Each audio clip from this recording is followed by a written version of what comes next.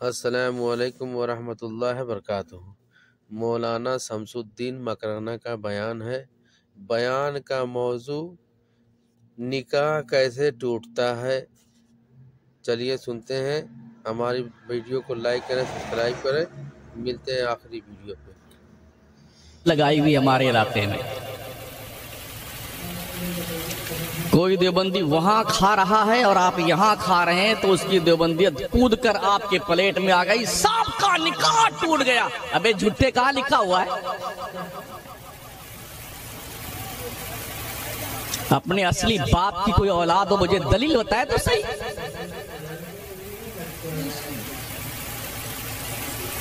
किसी महफिल में वहां भी आ गया तो सब पर तौबा फर्ज है। इस इलाके में देवबंदियत किसने फैलाई, बच्चा बच्चा जानता है।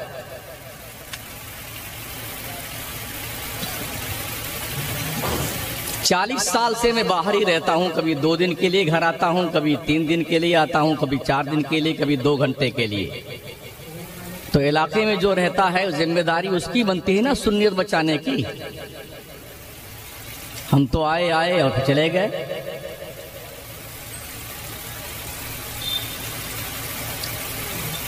उनके यहाँ शादी में ये था वो था, किसकी शादी में वहां भी नहीं आता है। एक एक को मदरजाद नंगा करके रख दूं मैं अगर अपनी असलियत पे जाऊं तो।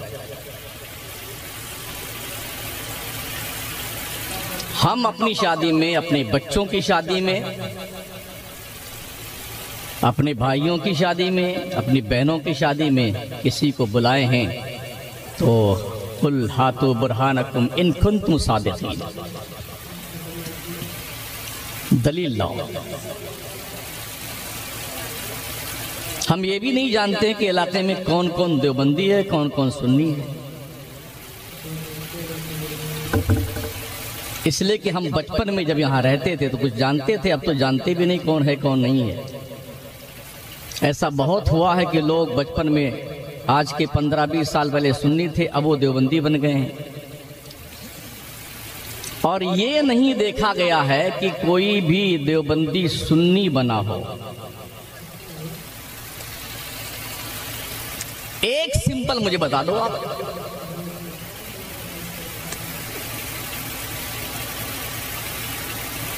बल्कि बाज़ाब्ता तौर पर देवबंदी बनाने की मशीन लगाई हुई हमारे इलाके में। कोई देवबंदी वहां खा रहा है और आप यहां खा रहे हैं तो उसकी देवबंदियत कूद कर आपके प्लेट में आ गई, सबका निकाह टूट गया। अबे झूठे कहां लिखा हुआ है? अपने असली बाप की कोई औलाद हो, मुझे दलील बताए तो सही।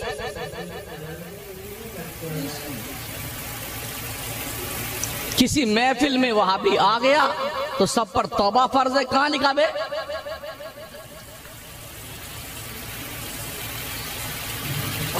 वजह यह रही कि हमारे इस इलाके के जाहिल सुन्नियों को यही बकवास सिखाई गई। कुछ पीरों ने अपने रोशनदान से यही बदतमीजी के बोल कौम को घोल घोल के पिलाए, गुंडागर्दी के।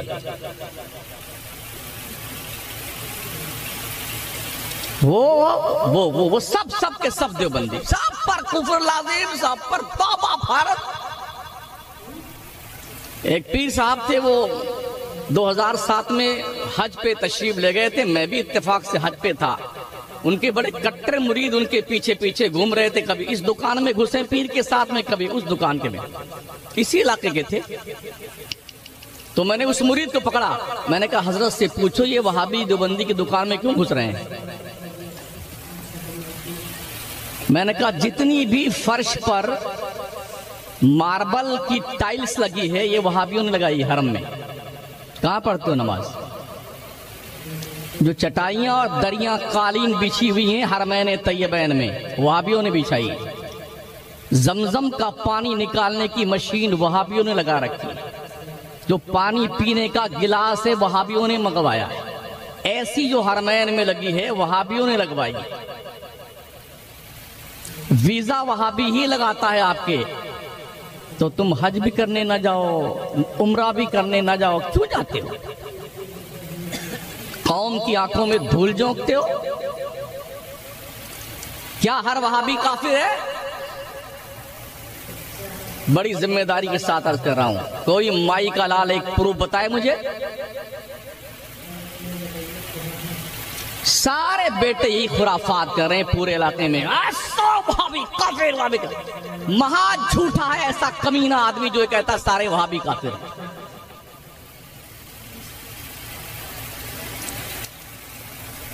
किसे कहते हैं काफिर पता है तुम्हारे?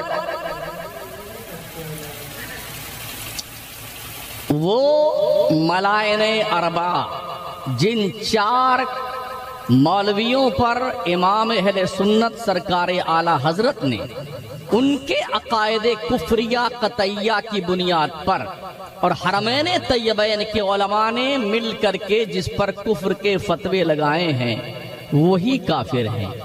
अब हर वहाबी को काफिर नहीं कहा जाएगा, उसी को काफिर कहा जाएगा जो या तो खुद पढ़ा हुआ हो, वो अकीदा पढ़ ले, चारों मौलवियों का पढ़ ले, समझ ले।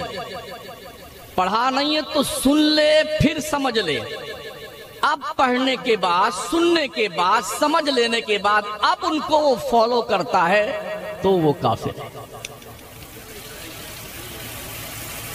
और ऐसे किसी को आप काफिर कहते हैं महोदय जी, तो आप खुद ही काफिर हो जाते हैं।